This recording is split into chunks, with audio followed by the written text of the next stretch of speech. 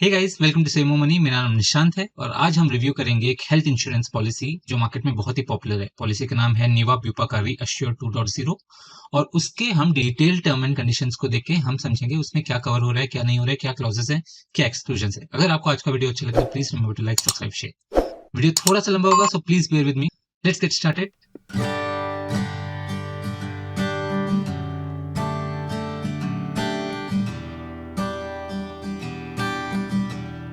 Hey guys, so let's get started. सबसे पहले important thing, this policy covers allopathic and AYUSH treatment but only in India. तो India में ही cover करता है। नेक्स्ट, ये सारे स्टैंडर्ड डेफिनेशंस हैं। अगर कुछ इनमें स्पेशल है जो आपको पता होना चाहिए तो I let you know. So all these are definitions, हम इसको स्किप कर सकते हैं। उसके बाद आता है आपका नीचे सेक्शन। ये एक इंपॉर्टेंट पॉइंट है, रीजनेबल एंड कस्टमरी चार्जेस। ये क्या है मैं थोड़े आगे समझाऊंगा जब इसका सेक्शन रिलेवेंट आएगा। अभी के लिए इसे मैं स्किप करता हूँ। बाकी डेफिनेशन थोड़े यहाँ पे हैं, ये भी स्टैंडर्ड है। सम एश्योर्ड, अब पॉलिसी क्या ऑफर कर रही है आपको। निवा बुपा रीएश्योर्ड 2.0 जो है उसमें थोड़े स्पेशल फीचर्स हैं। Base sum insured, booster plus sum insured, safeguard, safeguard plus sum insured और reassure plus and reassure X. तो इनके बारे में आगे समझेंगे। Benefits available in the policy, यहाँ से समझना शुरू करते हैं। सबसे पहले, expense in reaching the hospital, road ambulance up to sum assured this is covered. Air ambulance सिर्फ अगर इमरजेंसी है तो 2.5 लाख पर हॉस्पिटलाइजेशन कवर होगा। So that's something you should know. Expenses during hospitalization, we will not pay for any investigations done if there was no treatment. तो अगर आप जाते हो वहां पे सिर्फ इन्वेस्टिगेशन होता है, जैसे कि एमआरआई हो गया, सीटी स्कैन हो गया, एंडोस्कोपी हो गया, तो उस पे नहीं करेंगे।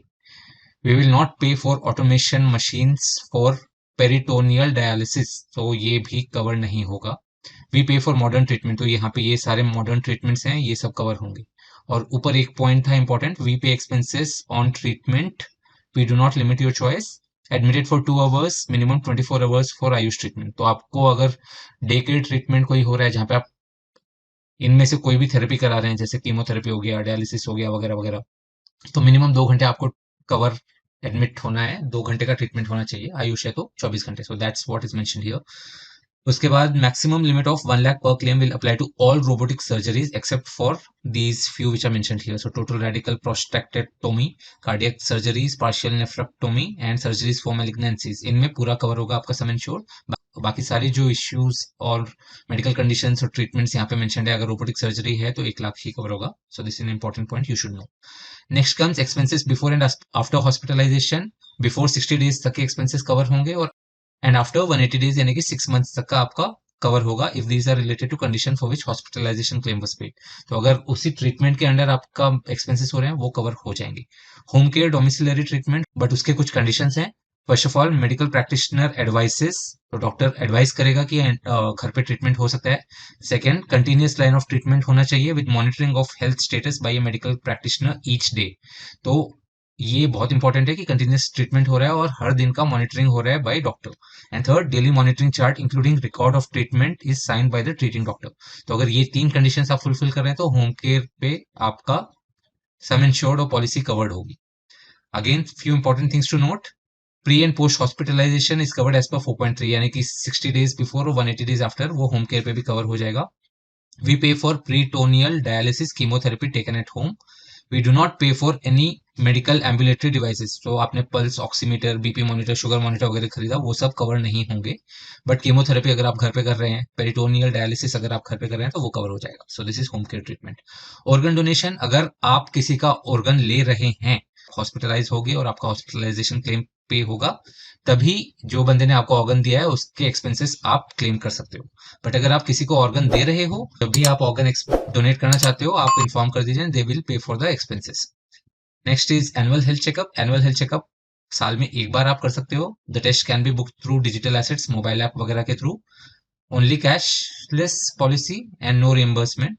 और क्या क्या टेस्ट कवर होंगे, ये सारे टेस्ट कवर होंगे। You can undergo multiple test but make sure you finish everything in 7 days. तो आप जब साल में एक बार टेस्ट लेंगे अपना एनुअल हेल्थ चेकअप का, तो आप 7 दिन के अंदर सारे ये जो भी टेस्ट हैं वो सब कवर कर लीजिए। Unutilized amount will not be carried forward. Next आते हैं reassure plus. This is a major selling point of Niva Bupa reassure 2.0।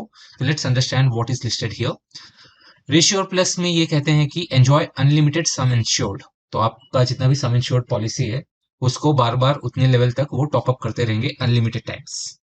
The first paid claim in the life of the policy triggers reassure forever एवर। तो ये हम यहाँ पे table पे example से समझेंगे, बट उससे पहले एक बार नोट भी पढ़ लेते हैं। Maximum amount ratio plus pays for any single claim is up to the base sum assured. तो अगर आपकी 10 लाख की पॉलिसी है तो फ्यूचर में जितने भी आपके क्लेम आएंगे, चाहे आपका 15 लाख आए, 20 लाख आए, 50 लाख आए, बेस एश्योर्ड आपका 10 लाख था, तो अनलिमिटेड टाइम्स आपका 10 लाख तक का क्लेम पास हो जाएगा। This is what it means. We will consider a claim if it is paid under the following: expenses in reaching hospital, during hospitalization, before and after hospitalization, home care, treatment, organ donor। तो ये सारे cases में claim को consider किया जाएगा।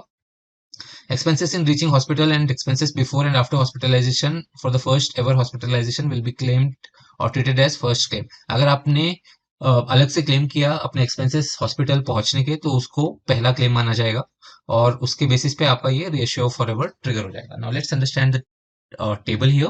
तो इसमें कह रहे हैं कि आपने 10 लाख की पॉलिसी खरीदी है, आपका बेस सम इंश्योर्ड 10 लाख है।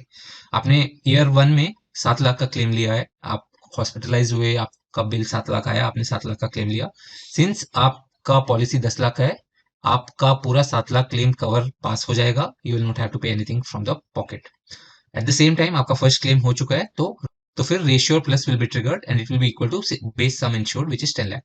तो आपका बैलेंस बेस सम इंश्योर्ड जो है 7 लाख एक्सपेंस पास होने के बाद 3 लाख का बचता है। अभी सपोज सेम फर्स्ट ईयर में आप एक बार फिर से हॉस्पिटलाइज होते हैं एंड आपका जो सेकेंड बिल आता है वो 12 लाख का आता है। सो इस केस में क्या होगा, आपका जो बैलेंस 3 लाख है वो यहाँ से डिटेक्ट होगा और उसके बाद आपका 10 लाख का जो रिएश्योर्ड सम इंश्योर्ड टॉपअप मिला है आपको, उसमें से बाकी 9 लाख जाएंगे। सो claim amount paid will be total 12 lakh, 3 lakh from the base sum insured and 9 lakh from the ratio plus.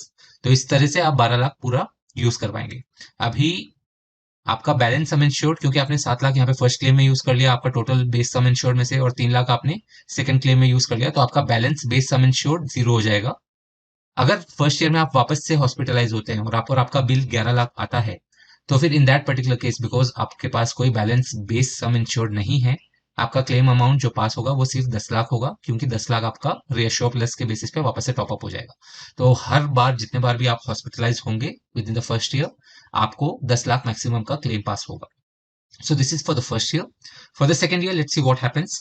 Base sum insured 10 lakh आपका, उसके बाद आपका 10 लाख का टॉपअप रहेगा। सो दैट इज ऑलरेडी ट्रिगर्ड, क्योंकि फर्स्ट ईयर में आपने क्लेम कर लिया था।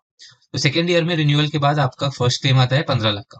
तो अब होगा क्या, 10 लाख आपका बेस सम इंश्योर्ड में से जाएगा और 5 लाख आपका रीअश्योर प्लस में से जाएगा। तो पूरा का पूरा क्लेम आपका पास हो जाएगा। सिंस आपका पूरा बेस सम इंश्योर्ड खत्म हो गया है, आपका बैलेंस सम इंश्योर्ड 0 हो जाएगा। अगर आप वापस से हॉस्पिटलाइज होते हैं सेकेंड टाइम, तो फिर आपका 12 लाख के बिल में से, सिंस आपका बैलेंस सम इंश्योर्ड 0 है, आपका टोटल क्लेम पेड जो है वो 10 लाख ही होगा, रेशियो प्लस वाला। सिमिलरली आपका थर्ड टाइम अगर आप वापस से हॉस्पिटलाइज होते हैं, तो अगर आपका बिल 10 लाख है, तो आपका बैलेंस बेस सम इंश्योर्ड 0 है, तो आपका वापस से 10 लाख ही कवर होगा और वो आपका पे होगा। And this 10 lakh will be triggered unlimited times. तो this is a very good thing.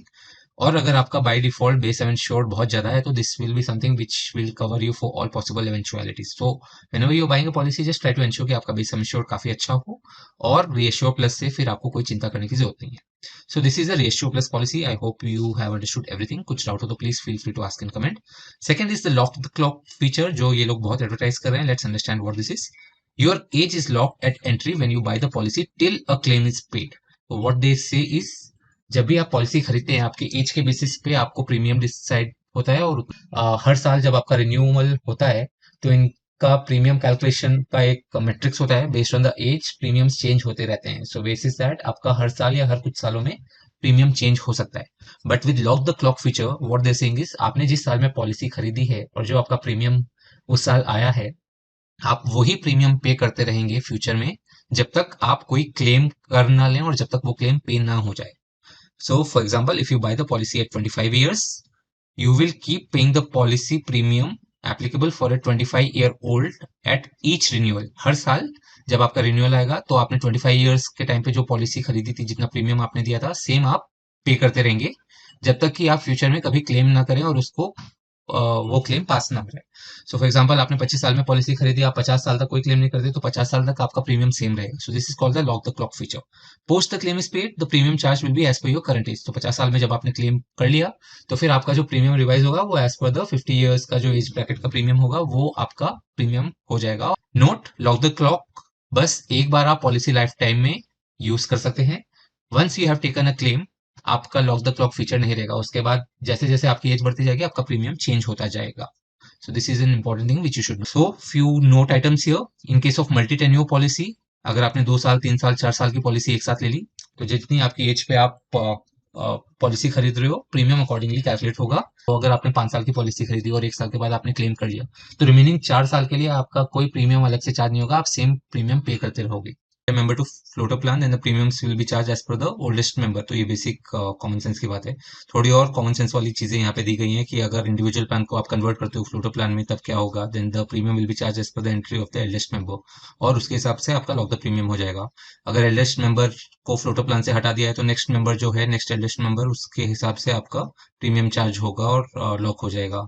अगर आप फ्लोटर प्लान को स्प्लिट करके इंडिविजुअल पॉलिसीज पे कर दोगे, तो खरीदते टाइम पे जो एज दी थी उसके हिसाब से आपका प्रीमियम कैलकुलेट होके उसको आप इंडिविजुअल पॉलिसीज में कन्वर्ट करा के आगे बढ़ सकते हैं। आपकी इंडिविजुअल पॉलिसी है तो इंडिविजुअल क्लेम के हिसाब से उसका एज का लॉक खत्म हो जाएगा। आपकी फैमिली फ्लोटर प्लान है 4-5 लोगों का, तो किसी ने भी कवर का क्लेम लिया है, किसी ने भी हॉस्पिटलाइजेशन क्लेम दिया है और उसका पे हो गया, तो लॉक आपका खत्म हो जाएगा। Then going forward as per the age of the eldest member of the plan आपका प्रीमियम कैलकुलेट होगा। We will consider a claim if a claim is paid under the following: expenses in reaching hospital, during hospitalization, before and after hospitalization, home care, domiciliary treatment and organ donor। ये हो गया आपका ratio plus. Ratio x same है as per this document, और market में भी ratio x मिल भी नहीं रहा है, तो I skip this for now. Then you have booster plus, another important feature which is being advertised. It is saying this, आपका जितना भी बेस सम इंश्योर्ड है, उसको अगर आपने यूज नहीं किया है या उसमें कुछ बैलेंस है, तो नेक्स्ट ईयर के लिए कैरी फॉरवर्ड हो जाएगा। And this we have already seen in the example. तो फॉर एग्जांपल यहाँ पे हमने देखा कि base sum insured 7 lakh 10 lakh है, और 7 लाख आपने फर्स्ट ईयर में फर्स्ट क्लेम में यूज किया।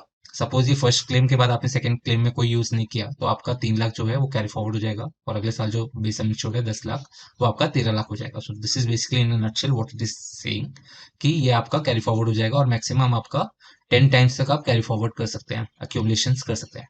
Let's see this with an example. For example, if you have chosen a base sum insured of 10 lakh and titanium plus variant, titanium plus मतलब उनका top and plan, जहाँ पे 10 times तक का आपका carry forward होता है।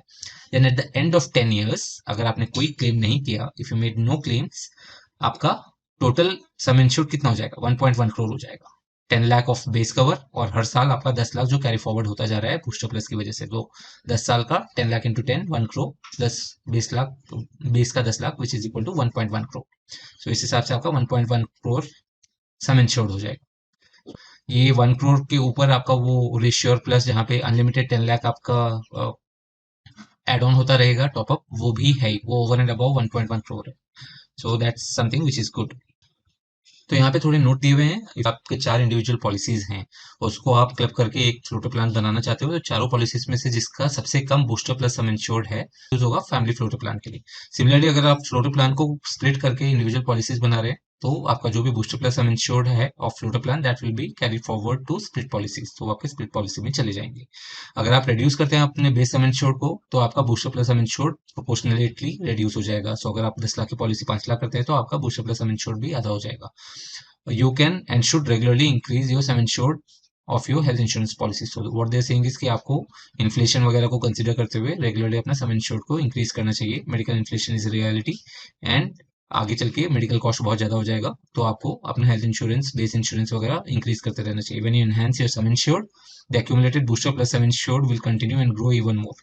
तो आपका अगर बेस सम इंश्योर्ड ही आपका 10 लाख का 25 लाख हो गया है, तो उसको आप 10 टाइम और इंक्रीज करोगे टाइटेनियम प्लस प्लान में बूस्टर प्लस से, तो आपका वो 2.5 करोड़ तो ऐसे ही हो गया आपका। और उसके बाद फिर आपका रेशियो प्लस वगैरह रहेगा 25 लाख का हर साल, तो that becomes much much beneficial for you. So please on time to time basis see and ensure कि you have appropriate health insurance cover as per the medical cost. Next point, live healthy. तो they are offering some discounts on active lifestyle, तो 30% up to 30% discount at renewal. Condition क्या है, you need to download mobile app और उसको fitness tracker से आप link कीजिएगा and आपको हेल्थ पॉइंट्स कमाने हैं। 1000 steps will give you 1 health point. और यहाँ पे टेबल पे उन्होंने एक्सप्लेन किया कि कितने पॉइंट्स पे कितना परसेंटेज डिस्काउंट मिलेगा। पॉइंट टू नोट, ये बच्चों पे एप्लीकेबल नहीं है। अगर फैमिली फ्लोटर प्लान है तो आपके जो एडल्ट्स हैं फैमिली फ्लोटर प्लान में सिर्फ उन्हीं को कवर किया जाएगा। And renewal discount is computed basis the health score on 90 days before the due date. तो फर्स्ट जब आप पॉलिसी लेंगे तो 9 मंथ्स तक ही कवर किया जाएगा आपका कैलकुलेशन, जितने भी पॉइंट्स आपके एक्यूमुलेट हुए हैं 90 डेज यानी कि 3 मंथ्स, लास्ट 3 मंथ्स का नहीं लिया जाएगा। तो इन्होंने टेबल दिया है कि 9 मंथ्स, फर्स्ट 9 मंथ्स के बाद आपका अगर 3751 पॉइंट्स हैं and 1 point is equal to 1000 steps, यानी कि 3751 इंटू 3751,000 स्टेप्स अगर आपने लिए हैं 9 महीने में तो आपको 30% डिस्काउंट मिलेगा अगर आपका इंडिविजुअल पॉलिसी है, या फिर 15% डिस्काउंट मिलेगा अगर आपका फैमिली प्लान है।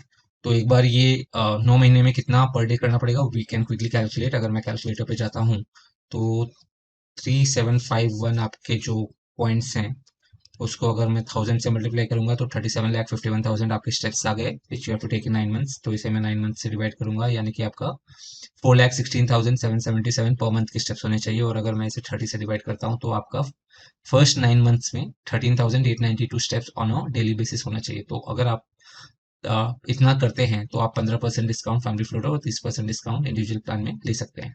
ठीक है, ये हो गया फर्स्ट ईयर की बात। सेकेंड ईयर में क्या होगा, सेकेंड ईयर में वो 21 मंथ्स तक कंसिडर करेंगे क्योंकि लास्ट के 3 मंथ्स वो कंसिडर नहीं करते हैं। सो फर्स्ट ईयर के 12 मंथ्स प्लस सेकेंड ईयर के 9 मंथ्स, 21 मंथ्स को कंसिडर किया जाएगा। एंड एक्यूमुलेटेड आपका टोटल 7501 होना चाहिए। तो 7501 के हिसाब से अगर मैं कैलकुलेट करता हूँ 7501 into 1000 which will give me 75,01,000 steps for 21 months divided by 21 कर देता हूँ। ये हर मंथ का इतना आ गया और डिवाइडेड बाई 30 कर देता हूँ। तो आपको अप्रोक्सीमेटली 12,000 स्टेप्स पर डे लेना होगा 21 मंथ तक to be able to earn these money points 7501 और फिर आपको डिस्काउंट मिलेगा। तो ये इस हिसाब से पॉलिसी ईयर 3 वगैरह में भी कंटिन्यू होगा। I hope you got the calculations. So that's the health benefit जिस पे आपको डिस्काउंट मिलेगा रिन्यूअल पे। Next is the shared accommodation cash benefit. अगर आप शेयर्ड अकोमोडेशन लेते हैं तो फिर एडिशनल अमाउंट आपको हर दिन हॉस्पिटलाइजेशन का मिलेगा। So that something which you can get. Second, medical opinion. अगर आप हॉस्पिटलाइज हुए हो और नीवा ब्यूपा ने आपका कोई क्लेम पास किया है और अगर आपको सेकंड ओपिनियन चाहिए तो पॉलिसी ईयर में एक बार आप ले सकते हैं। ये कंसल्टेशन आप अनलिमिटेड टाइम्स ले सकते हैं इनके पार्टनर्स के थ्रू। उसके बाद थोड़े ऑप्शनल बेनिफिट्स हैं, these are not mandatory, optional है। अगर आप लेना चाहें तो ले सकते हैं, नहीं तो नहीं। Hospital cash they will provide for each day maximum 30 days, 1 day is considered as 24 hours of hospitalization. We will plan अगर आप मिनिमम हॉस्पिटलाइज हो रहे हैं तो अगर आपने ये बेनिफिट अवेल किया है ऑप्शनल बेनिफिट तो आपको कैश मिलेगा। Personal accident, again this is an optional policy. अगर आपकी एक्सीडेंटल डेथ हो जाती है तो आपको अलग से सम इंश्योर्ड मिलेगा। टोटल डिसेबिलिटी हो जाती है तो basis the disability, permanent total disability, आपको इतना सम एश्योर्ड एक्सीडेंटल डेथ पे मिलेगा। उसके बाद personal accident benefit will terminate after the permanent total disability benefit is paid for. जब ये पे हो गया ऊपर का तो फिर ये बेनिफिट आपका टर्मिनेट हो जाएगा। पार्शियल डिसेबिलिटी होती है within 365 days from the date of accident within the policy period, then these will be the payouts. तो उस हिसाब से यहाँ पे टेबल में आप पढ़ सकते हैं। तो इन टेबल में से कुछ और अलग होता है तो वो आपको इन्फॉर्म करना पड़ेगा, उनके डॉक्टर्स चेक करेंगे और फिर डिसाइड करेंगे आपको कितना पे करना है। टोटल सपोज 5 लाख का पर्सनल एक्सीडेंट कवर लिया है तो 5 लाख का आपने पहला पार्शियल लिया जिसमें आपको 50% या 70% पे हो गया और दूसरे टाइम आपने वापस से लिया और आपका टोटल 5 लाख के ऊपर जा रहा है तो मैक्सिमम आपको 5 लाख ही पे होगा। Next optional feature is safeguard and safeguard plus. I think these are good features, I explain you क्या होता है। सेफगार्ड में we will cover non payable items mention under list 1, expenses not covered. तो there are some medical cases, आपको hospital जब जाते हैं आपको पता ही है कि थोड़े चीजें कवर नहीं होती हैं बिल्स में, क्लेम्स में, इंश्योरेंस में। तो what this means is safeguard अगर आप लेंगे तो थोड़े कवर हो जाएंगे और सेफगार्ड प्लस लेंगे तो लिस्ट 1 2 3 4 जो है वो हम देखेंगे, उसमें जितनी भी चीजें वो सब कवर हो जाएंगे। We will cover non payable items. Safeguard और सेफगार्ड प्लस में एक एडिशनल फीचर है बूस्टर प्लस। बूस्टर प्लस में अगर आप सेफगार्ड लेते हैं तो 50,000 तक का आप कोई क्लेम लेंगे तो आपका बूस्टर प्लस में कोई फर्क नहीं पड़ेगा। और सेफगार्ड प्लस में अगर आप 1 लाख तक का क्लेम लेते हैं तो आपका कोई प्रॉब्लम नहीं होगा, कोई इम्पैक्ट नहीं होगा। So if I go back to the booster plus, हमने यहाँ पे देखा था कि बूस्टर प्लस क्या है। बूस्टर प्लस में आपका सम इंश्योर्ड कैरी फॉरवर्ड होते रहता है। सो फॉर एग्जांपल आपकी 10 लाख की पॉलिसी है, हमने सेफगार्ड प्लस फीचर लिया है जहाँ पे 1 लाख तक का बूस्टर प्लस में कोई इंपैक्ट नहीं होगा। सो 10 लाख की आपने पॉलिसी ली, आपका फर्स्ट क्लेम आया 1 लाख रुपए का, तो आपका बैलेंस 9 लाख बचता है। सेकेंड ईयर पे जब आप रिन्यू करेंगे तो आपका विदाउट सेफगार्ड प्लस 19 लाख आपका वो हो जाएगा सम इंश्योर्ड। बट अगर आप सेफगार्ड प्लस लेंगे तो आपका वो पूरा 20 लाख रहेगा, क्योंकि अप टू 1 लाख वो लोग इग्नोर कर देते हैं, कोई इंपैक्ट नहीं होगा। So this is what it means, it's a good thing to have. Safeguard में 50,000 तक का कवर है वो, और सेफगार्ड प्लस में वो कवर 1 लाख का है। Third thing which will be mentioned here is some insured safeguard. तो व्हाट दिस मीन्स इज कि आपका जो बेस सम इंश्योर्ड है उसको इन्फ्लेशन को कंसिडर करते हुए हर साल इंक्रीज किया जाएगा basis whatever is the CPI data published in the country by the CSO organisation. तो this is a good thing. आपकी 10 लाख की पॉलिसी अगर मेडिकल इन्फ्लेशन 10% है और सीपीआई नॉर्मल इन्फ्लेशन 7% है, तो 10 लाख की पॉलिसी 7 लाख से इंक्रीज करके नेक्स्ट ईयर आपका base sum insured 10 lakh plus 7% जो होता है उसके हिसाब से 10,70,000 हो जाएगी। So this is a good thing to have. आपका एटलीस्ट इन्फ्लेशन से थोड़ा बहुत आपका इम्पैक्ट कम होगा। मेडिकल इन्फ्लेशन नॉर्मल इन्फ्लेशन से ज्यादा होती है, बट कुछ नहीं होने से कुछ होना बेटर है। सेफगार्ड और सेफगार्ड प्लस में ये फीचर्स हैं। अब देखते हैं कि सेफगार्ड और सेफगार्ड प्लस में जो कवर्ड हैं वो क्या है। सेफगार्ड प्लस में लिस्ट 1 और सेफगार्ड प्लस में लिस्ट 1 2 3। उसको हम स्क्रॉल करके नीचे जाते हैं। अगर मैं नीचे जाऊंगा तो यहाँ पे आपको लिस्ट 1 2 3 सब दिखाई देगी। सो दिस इज लिस्ट 1। लिस्ट 1 आपका सेफगार्ड में कवर्ड है। तो इसमें जो भी आपकी चीजें यहाँ पे लिखी है अप्रोक्सीमेटली 68 चीजें, ये सब आपको सेफगार्ड फीचर आप लेंगे तो ये सब कवर हो जाएगी। तो जैसे कि बेल्ट ब्रेसेस वगैरह नॉर्मली कवर नहीं होते हैं बिल्स में, सेफगार्ड में आपका कवर हो जाएगा। सिमिलरली आपके email charges, internet charges, sugar free tablets वगैरह हो गए, ग्लव्स हो गए, नेबुलाइजेशन किट्स हो गए, नेबुलाइजर हो गया, क्रीप बैंडेज हो गया, ब्लड ग्रुप सैंपल्स डोनर वगैरह का मैच करना है वो हो गया, नी ब्रेसेस, डायबिटिक फुटवेयर, ये सब आपके कवर हो जाएंगे। अब लिस्ट 2 जो है, लिस्ट 3 और लिस्ट 4 ये सारे सेफगार्ड प्लस में कवर होते हैं। तो यहाँ पे जो भी बाकी चीजें कवर्ड है, housekeeping charges, discharge procedure charges, tissue paper वगैरह। लिस्ट 3 में आपके surgical plates, cotton bandages. List 4 में आपका blood reservation charges, antenatal booking charges, HIV kit, alcohol swabs, ये सारे के सारे आपके कवर हो जाएंगे सेफगार्ड प्लस में। So I think this is a good thing to have. आपको सेफगार्ड प्लस लेना चाहिए क्योंकि आपका इन्फ्लेशन से भी प्रोटेक्ट कर रहा है, and medical non medical expenses जो आपके 10 से 15% होते हैं बिल में नॉर्मली, वो आपके यहाँ पे कवर हो जाएंगे। So I have taken this particular thing. It's up to you if you want to take, but I recommend you should take it, क्योंकि आपका सेफगार्ड और safeguard plus feature. Next optional feature है annual aggregate deductible, कि अगर आप हर साल कुछ खुद के पॉकेट से पे करना चाहते हैं तो this is the feature very of आपका प्रीमियम अमाउंट कम हो जाएगा। But I will suggest not to take this, क्योंकि once the total expense exceeds the amount then the balance will be paid by the insurance company. कोई मतलब नहीं है आप इंश्योरेंस पॉलिसी ले रहे हैं और थोड़ा सा प्रीमियम बचाने के लिए खुद के पॉकेट से आप कवर करते जा रहे हैं, तो फिर लेने का मतलब ही नहीं insurance. So don't take this particular optional feature. Similarly copayment आपको ये भी नहीं लेना चाहिए। आपका प्रीमियम थोड़ा सा बचेगा बट सरदर्द ज्यादा होगा, आपको खुद से पॉकेट से देना पड़ेगा। Don't take it. Pre existing disease waiting time modification, आपको अगर कोई प्री एग्जिस्टिंग डिजीज को मॉडिफाई करना है तो आपको ये क्लेम ऑप्शनल फीचर लेना होगा। देन रूम टाइप मॉडिफिकेशन, अगर आपका कोई लिमिट है रूम टाइप पे तो आप ये ऑप्शनल फीचर ले सकते हैं। Next comes the exclusion part. Standard exclusion, आपकी कोई भी प्री एग्जिस्टिंग डिजीज 36 मंथ्स तक आप एक्सक्लूडेड होता है, स्टैंडर्ड एक्सक्लूजन है ये। तो 3 इयर्स आपका जो है प्री एग्जिस्टिंग डिजीज के लिए कवर आपका पास नहीं होगा। अगर आपको लेना है पहले तो आपको ये optional benefit pre existing disease time waiting time modification वो लेना पड़ेगा। एग्जाम्पल आपकी 10 लाख की पॉलिसी है और 3 साल के बाद आपने बेस सम इंश्योर्ड इंक्रीज करके 25 लाख कर लिया है, तो क्या होगा कि 3 साल आपका हो गया है, वेटिंग पीरियड खत्म हो गया है प्री एग्जिस्टिंग डिजीज का, तो आपका जो भी प्री एग्जिस्टिंग डिजीज है those will be covered, but those will be covered only till 10 lakh. आपने जो इंक्रीज किया 15 लाख का to make the new base sum insured as 25, वो उसके लिए आपको 15 लाख के लिए 3 साल और वेट करना पड़ेगा। 6 साल के बाद आपका पूरा 25 लाख का कवर हो जाएगा। तो this is what we mention.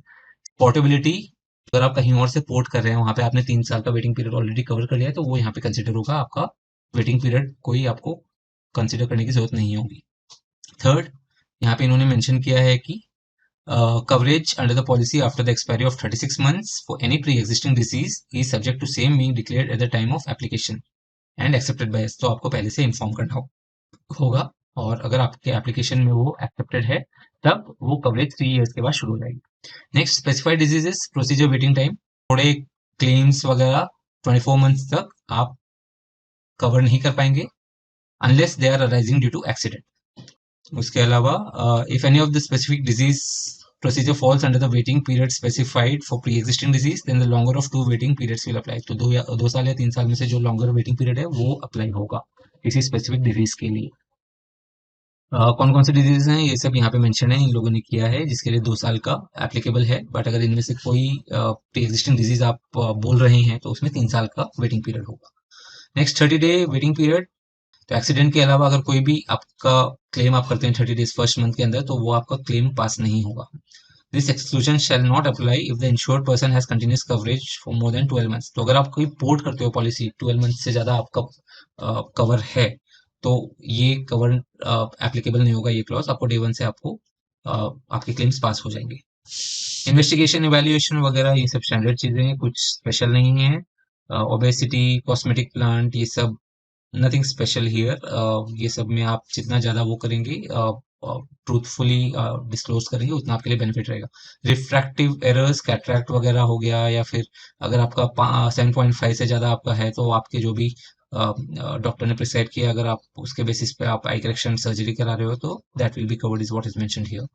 Then maternity expenses आपके कब कवर होंगे? Maternity expenses traceable to childbirth, तो उसका मिस कैरेज वगैरह कब से है क्या है वो सब आपको मेंशन किया जाएगा।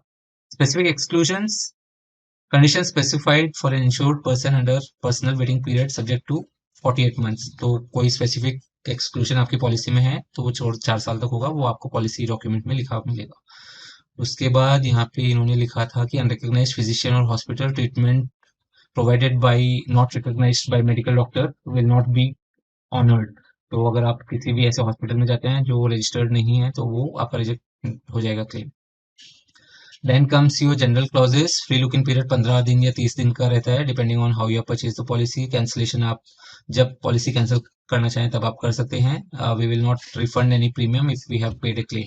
अगर क्लेम पे नहीं किया है तो 1 साल की पॉलिसी में 1 महीने के अंदर आप प्रीमियम कैंसिल करना चाहते हैं तो 75% मिलेगा, 3 महीने में करना चाहते हैं तो 50% मिलेगा, 6 महीने में करना चाहते हैं तो 25% मिलेगा, और 6 महीने के ऊपर आपको कोई रिफंड नहीं मिलेगा। Same is the case with 2 years and 3 years, यहाँ पे टेबल में दिया गया है। Next comes renewal policy. Renewal आप हर साल करा सकते हैं। If you ever cancel your policy it will B for fraud and non disclosure. They can not cancel your policy for anything else.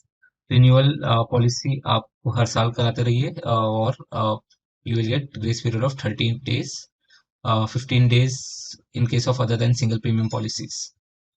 Possibility of revision of terms वगैरह, pay your renewal premium before end of policy period to maintain continuity benefits.